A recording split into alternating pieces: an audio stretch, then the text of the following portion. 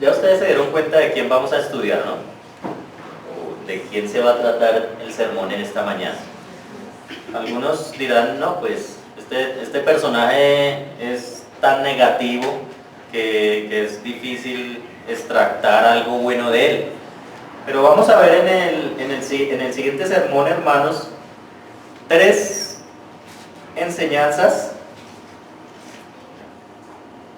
acerca de este personaje, en las que nos damos cuenta que cayó él, pero la conclusión del estudio, les doy la conclusión previamente, es que posiblemente nosotros estemos en peligro de caer en ciertas cosas que le sucedieron. Las 3 enseñanzas que vamos a ver acerca de 3 problemas que tuvo Judas, digo yo que influyeron en gran manera en las decisiones que tomó.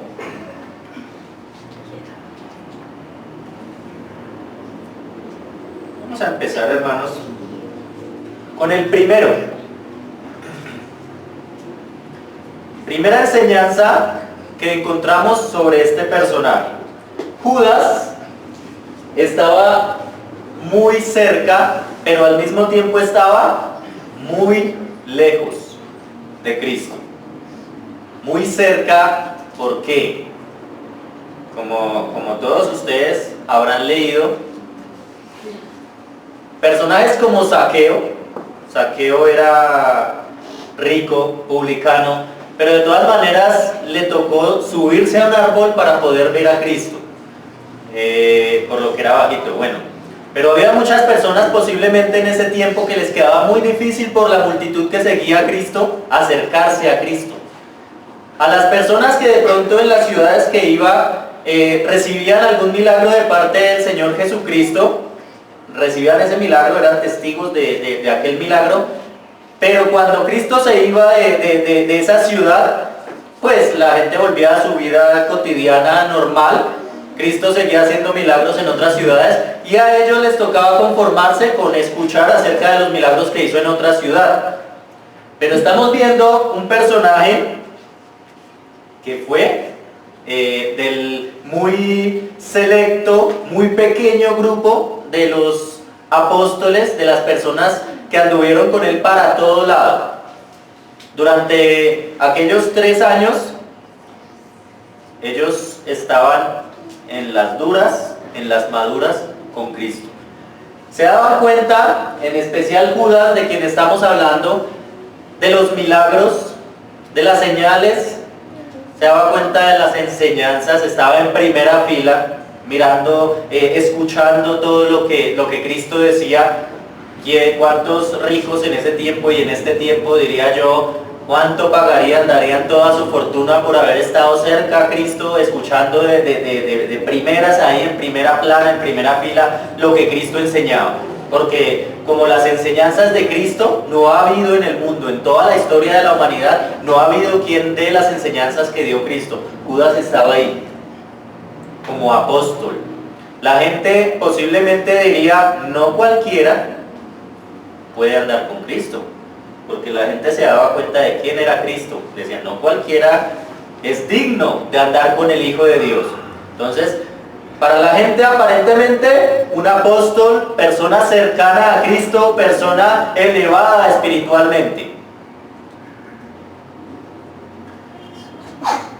Entre el grupo, ¿qué función cumplía?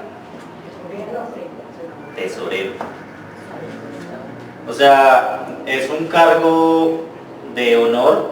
No cualquier persona, por los mismos apóstoles escogidos, no cualquier persona podía manejar la plata. Como acá, el hermano Jairo es un hermano de mucha confianza, es un hermano de mucha madurez, de mucha trayectoria espiritual. Por eso el hermano es quien maneja la bolsa de dinero. Entonces, Judas no era cualquier persona para los apóstoles, era alguien que tenía cierta fama de honorabilidad y de buena reputación. Entonces, era alguien que tenía buena fama y aparentaba estar cerca de Cristo para las multitudes, pero también para los mismos apóstoles. Y también tenía cierta influencia, también tenía cierto poder de liderazgo. ¿Dónde lo vemos? Vamos a leer estos dos textos, Juan capítulo 12, versículos del 3 al 5 y Mateo capítulo 26, versículo 8. No los tengo ahí en la diapositiva, entonces los que puedan buscar, vamos a buscarlo. Juan capítulo 12, del 3 al 5 dice: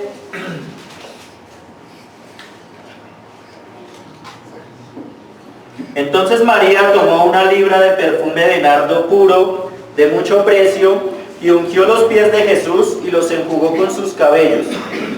Y la casa se llenó del olor del perfume.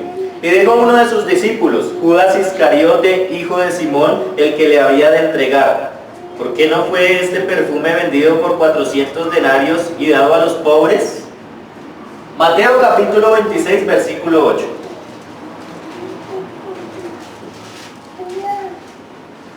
Al ver esto, los discípulos se enojaron diciendo: ¿Para qué este desperdicio? Porque esto podía haberse vendido a gran precio y haberse dado a los pobres. Digo que tenía cierta influencia en los discípulos, porque en Juan estamos viendo que es Judas el único que revira. Ya en Mateo, ¿quiénes están revirando? A todos como que se les contagió la indignación de Judas, la aparente indignación por los pobres, y eso lo vamos a ver más adelante. Entonces, muy cerca, porque era apóstol, tesorero, influyente entre los discípulos. El punto dice, Judas estaba muy cerca, pero muy lejos a la vez. Muy cerca para la gente, para las multitudes que seguían a Cristo posiblemente.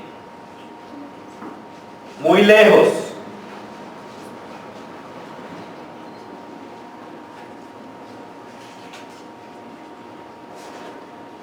Volvemos a la lectura de Juan, capítulo 12, desde el versículo 4 al 6, dice: Y dijo uno de sus discípulos, Judas Iscariote, hijo de Simón, el que le había de entregar: ¿Por qué no fue este perfume vendido por 300 denarios y dado a los pobres? Pero dijo esto no porque se cuidara de los pobres, sino porque era ladrón, y teniendo la bolsa sustraía de lo que se echaba en ella. Porque estaba muy lejos. Dice la diapositiva, para Judas, Cristo era, ¿qué? Sencillamente un medio para un fin. Un medio para un fin. A Judas no le interesaban las predicaciones de Cristo acerca del cielo, de la vida eterna: yo soy el pan de vida, yo soy el Hijo de Dios. No le interesaba eso. ¿Qué le interesaba? El dinero. Un medio para un fin personal. El interés de él era llenarse de plata, sustraer lo que más pudiera de la plata que iban recolectando, agarrar, tener, posiblemente para de pronto después tener una vida económica estable. Al pasar el tiempo, tal vez al darse cuenta de que de pronto no estaba recibiendo mucha plata, al robarse la plata de las ofrendas, entonces dijo: no, más bien yo lo vendo porque no me está alcanzando la plata. ¿Qué le interesaba a Judas? El dinero, nada más. Cristo, un medio para un fin. ¿Cuál era el fin? Enriquecerse, ganar dinero. Aplicaciones de este punto. Podemos estar muy cerca, pero podemos estar muy lejos. Y en este tema de que Cristo era un medio para un fin por Judas, lo podemos aplicar en el tema del sectarismo. Nos damos cuenta de que para la gente, ¿Cristo qué es? Exactamente lo que estamos viendo acá. El Dios Todopoderoso, el que me da el cielo, el que me da el pan de vida. Un fin personal. Cristo es el que los enriquece, Cristo es el que les da. Para ellos lo único que les interesa es que Cristo les dé la estabilidad económica, la prosperidad, el famoso evangelio de la prosperidad. Dale a Dios que Él te da, te multiplicará y vas a tener mucha plata y como siempre se dice aquí en el púlpito, vas a ser próspero en la vida y no te va a hacer falta nada. Y entonces la gente está en aquellas iglesias, entre comillas, con el fin de esperar dinero, al igual que Judas. Entonces, ¿cómo sabemos esto? Porque cuando se les habla de lo que es la Biblia, de que la promesa principal no son las cosas materiales, entonces ¿qué hacen? Vete, no me interesa escuchar eso. A mí me interesa lo que me dice mi líder, y a mí me interesa lo que Cristo me promete ser rico acá en la tierra, cuando Cristo nunca lo hizo. Sí prometió darnos el techo y el abrigo y lo necesario para vivir en Mateo capítulo 6. Pero la gente la promesa, o sea, en Mateo capítulo 6, el reino de Dios y su justicia es lo principal y la añadidura ¿qué es? Las cosas materiales. Entonces, pongo el ejemplo, como en otras ocasiones, de la panadería. Voy a comprar 2000 de pan y espero que me den el vendaje. Generalmente se dice vendaje, no sé qué significa exactamente esa palabra, pero se dice vendaje. Pero hay personas que pueden ir a la panadería, hágame el favor y me da el vendaje y 2000 de pan. ¿Sí? No, porque primero está lo primero. Lo primero es el reino de Dios. Pero para la gente, el orden, lo primordial cambió completamente y Cristo ya no es lo principal es el dinero. Y para los dirigentes exactamente lo mismo. Estábamos hablando de los ciegos que son guiados por los ciegos, ahora vemos los ciegos que guían a los ciegos. Los dirigentes, ¿en qué se basa la predicación? Hacen todo ¿por qué? Por recibir dinero, por enriquecerse. Si dan un sermón, lo cobran. Si son invitados a cierto sitio a dar un mensaje, a predicar, eso vale por lo menos unos $3000. ¿Por qué? Porque Cristo no es lo principal. Así, al igual que Judas, es simplemente un medio para el fin de llenarse de dinero. Y lo vimos claramente en el tema del líder máximo de la secta más grande que hay. Creo que sigue siendo la más grande, la iglesia tradicional, la católica. El líder más grande lleva una cruz en el pecho y sus estandartes siempre son de Cristo, hablando de Cristo en algunas partes, pero el fin de él no es Cristo. El fin de él es tener más adeptos para que esa organización sea más grande y más poderosa. Por eso ya no predica lo que dice Cristo, lo que enseña Cristo, lo que manda Cristo. Él predica, cualquier persona puede ser salva, así sea atea, no importa. Si usted no cree en Dios, no importa, puede ir al cielo. Si usted es musulmán, no importa, puede ir al cielo. ¿Por qué predica eso? Porque el fin no es Cristo. Cristo dice muy claramente en en Juan capítulo 3, versículo 18, el que en él cree no es condenado, pero el que no cree ya ha sido condenado. Pero él dice no importa si usted cree o no cree en Cristo, no importa, ya se salva. Entonces, a nivel del sectarismo, sí se puede caer en el error de Judas. A nivel Iglesia de Cristo, ¿se puede caer en el error de Judas? Y conozco en aquellos casos de los predicadores de tiempo completo de la Iglesia de Cristo, hay algunos que por recibir un sostenimiento venden a Jesús.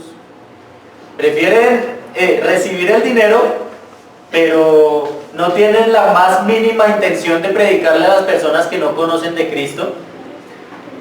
Conozco el caso de un personaje que decidió ponerse a predicar de tiempo completo y solicitó un sostenimiento norteamericano Entonces apenas recibió el sostenimiento, empezó a predicar, pero el medio tiempo, empezó a estudiar, a hacer una carrera universitaria, obtuvo la facilidad de hacer su carrera, de pagarse la universidad con el sostenimiento para predicar, y apenas se graduó, adivinen qué hizo.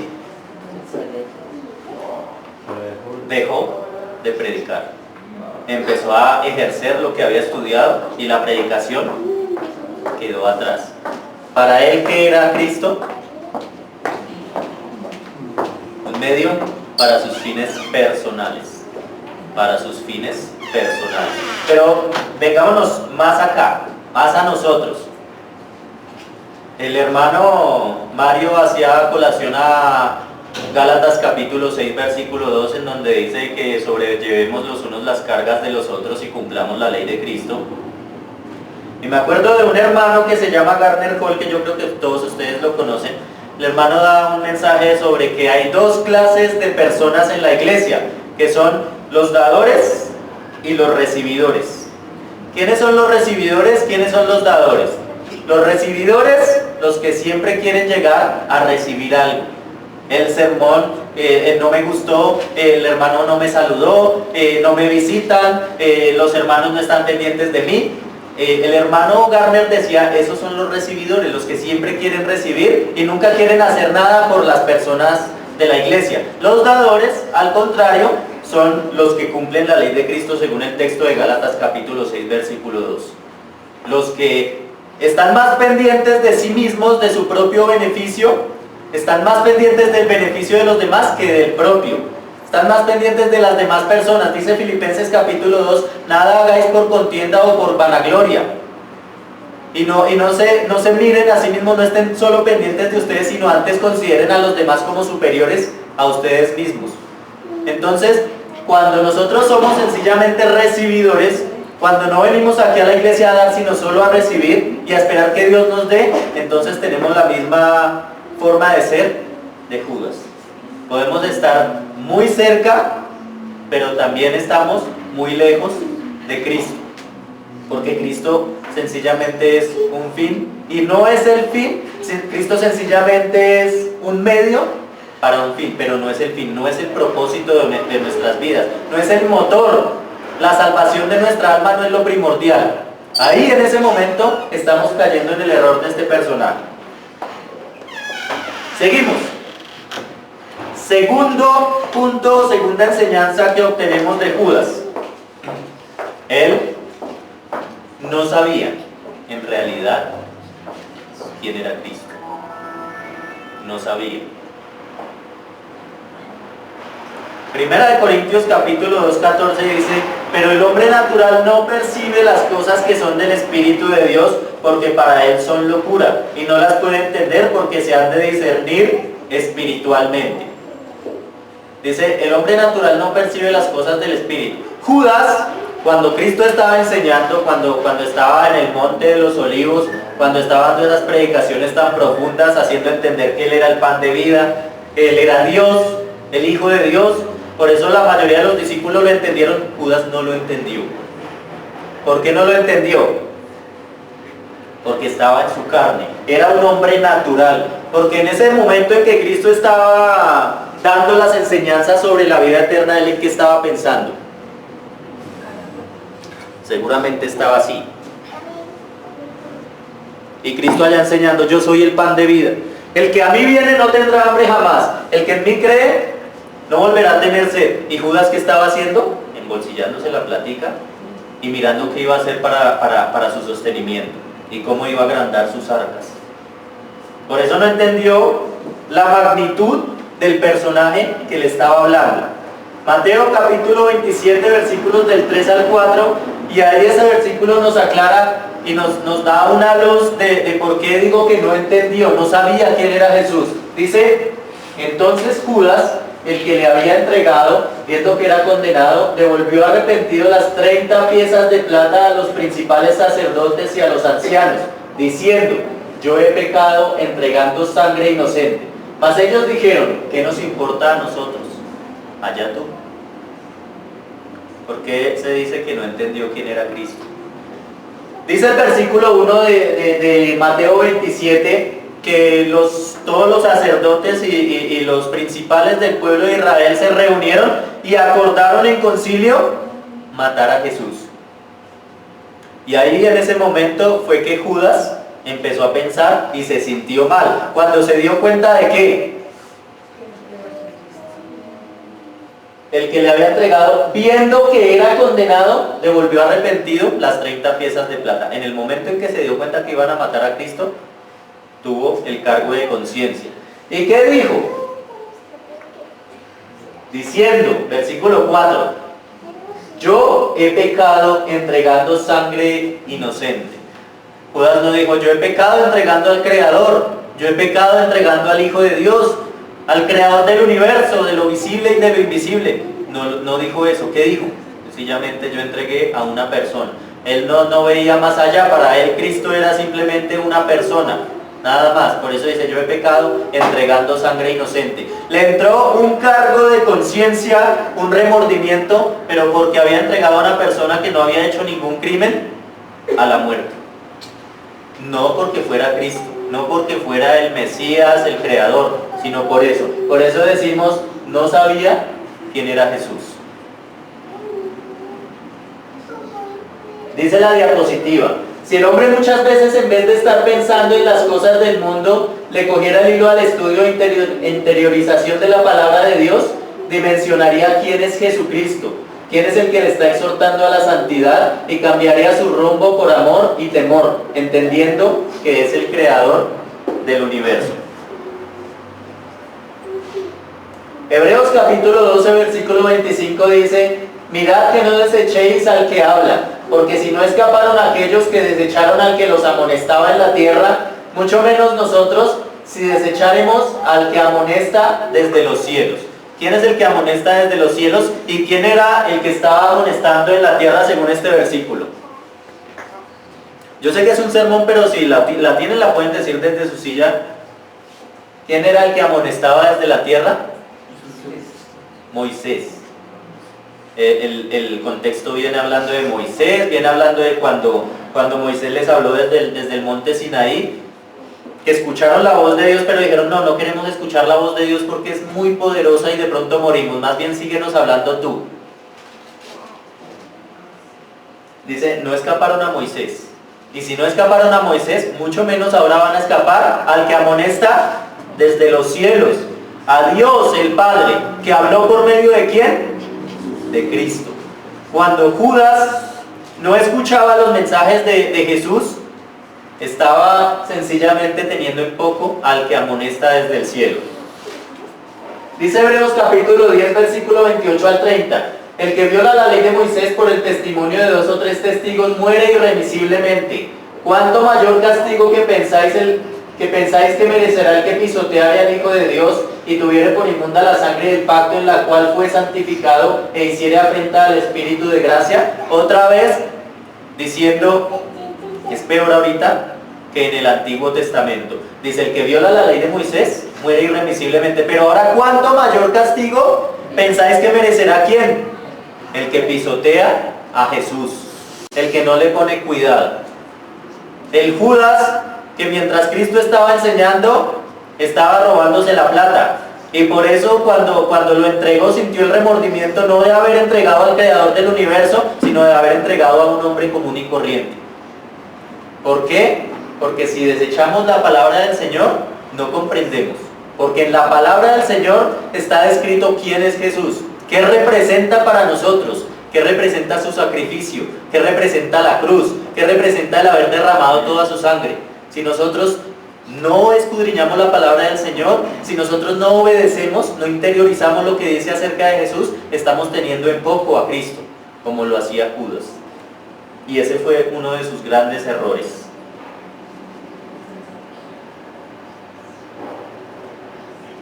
Tercer punto, tercera enseñanza. Él no se arrepintió. Mateo capítulo 27, versículo 5 dice, y arrojando las piezas de plata en el templo, salió y fue y se ahorcó. Muchos dirán, pero ¿cómo que no se arrepintió? Entonces está contradiciendo, porque el versículo dice que él entregó lo que le habían dado y fue y se ahorcó. ¿Cómo va a decir que no se arrepintió? ¿Es eso arrepentimiento? Segunda de Corintios capítulo 7 versículo 10 dice: porque la tristeza que es según Dios produce arrepentimiento para salvación, de que no hay que arrepentirse, pero la tristeza del mundo produce muerte, y en este caso muerte física, al igual que la muerte espiritual. Judas no se arrepintió. ¿Qué es arrepentimiento? Por eso dice: la tristeza que es según el mundo, la tristeza que es según la carne, ¿qué produce? Muerte. Pero la tristeza que es según Dios, ¿qué produce? Arrepentimiento. Y ahí encontramos la diferencia entre los dos apóstoles que más traicionaron a Jesús de todos los apóstoles en el momento de que empezó su pasión, su dolor, su sacrificio. ¿Quiénes fueron? Judas y Pedro. La traición de Pedro, aunque fue inferior, diría yo, fue inferior porque a Pedro fue que le llegaron ahí, ya él sintió la muerte, él sintió que claro, donde confesara, donde se dieran cuenta que él andaba con Jesús, pues obviamente lo mataban. Fue como el miedo a la muerte el que lo llevó a negar a Cristo. En cambio Judas sí fue que maquinó, no hubo ningún miedo a ninguna muerte, sino que él maquinó vender a Cristo. Pero de todas maneras, los dos pecados son fuertes y son graves. Pedro negó, y no negó una, como decíamos en un estudio, no negó una ni dos, 3 veces, y en la última se puso a maldecir diciendo que no conocía a Cristo. ¿Cuál fue la diferencia de estos dos personajes? Los dos sintieron tristeza, los dos sintieron remordimiento. ¿Cuál fue la diferencia? Judas decidió ahorcarse. Judas decidió terminar. ¿Y Pedro qué hizo? ¿Por qué sabemos que Pedro se arrepintió? ¿Qué es el arrepentimiento? Arrepentimiento es cambio. Arrepentimiento es, como dice la señal, voy en una vía, voy hacia el frente, sale la señal y me devuelvo, completamente opuesto. Por eso se dice un giro de 180 grados. Estaba mirando para allá y ahora quedo mirando para el otro lado. Cambio completamente de entendimiento, cambio de mente. Pedro lo hizo. Sabemos que Pedro se arrepintió porque jamás volvió a negar a Cristo. Nunca. Y no fue la última vez que su vida estuvo en riesgo por Cristo. De ahí para adelante, a partir del día de Pentecostés, empezó a ser perseguido y empezaron a amenazarlo. Empezaron a decirle: niegue a Cristo, no predique más en el nombre de Cristo porque lo matamos. Lo apresaron, los golpearon, pero Pedro nunca más volvió a negar a Cristo. Siguió constante y les dijo muy claramente y les puso los puntos sobre las íes: mirad si es justo delante de Dios obedeceros a vosotros antes que a Dios. Pero Judas decidió suicidarse. Una persona que toma la decisión de suicidarse es porque no conoce a Cristo. Es porque no conoce la magnitud de la misericordia y el perdón de Cristo. Por eso decide acabar con su vida. Decide que no hay ninguna salida. Si Judas se hubiera arrepentido, hubiera recibido el perdón de Cristo. Y hubiera empezado con los otros apóstoles desde el día de Pentecostés a predicar, hubiera empezado a hablar en lenguas, a hacer milagros, hubiera sido un gran apóstol, tal vez hubiera escrito cartas, epístolas, pero no lo hizo, no quiso, no le nació. Le nació ir a acabar con su vida. Tomó una decisión igualmente carnal a todas las decisiones que había tomado en todo el ministerio de Cristo: robar, entregar y suicidar. Decisiones completamente carnales, venidas de una persona que primero nunca estuvo cerca de Cristo, segundo no entendía quién era Cristo, y tercero carecía de arrepentimiento y su vida nunca cambiaba. Cristo enseñaba sobre el reino de Dios, Cristo enseñaba sobre lo que uno le tiene que restar importancia a las cosas materiales, pero a él no le importaban las enseñanzas de Jesús. Conclusión: ¿podemos aprender o no podemos aprender de Judas? Son 3 puntos cortos pero sustanciosos. Otra vez, podemos estar muy cerca pero muy lejos de Jesús. Podemos llegar a ignorar quién es Jesús. Podemos llegar a confundir el arrepentimiento con simplemente remordimiento. Y hay una gran diferencia, como lo venimos diciendo. Remordimiento es cuando yo me siento mal, cuando el borracho llega a la casa, duerme y se levanta con dolor de cabeza, con el famoso guayabo, diciéndolo de una manera coloquial, con dolor de huesos, y dice: no vuelvo a tomar, me siento mal. Pero a la misma noche de esa mañana ya está otra vez tomando. Ese es el arrepentimiento, el remordimiento que tuvo Judas. El verdadero arrepentimiento es cambiar de vida y no volverlo a hacer. Hermanos, muchas gracias por su atención. Dios los bendiga. Vive el hombre desprovisto de paz, gozo y santo amor. Esto es porque no llevamos todo a Dios en oración.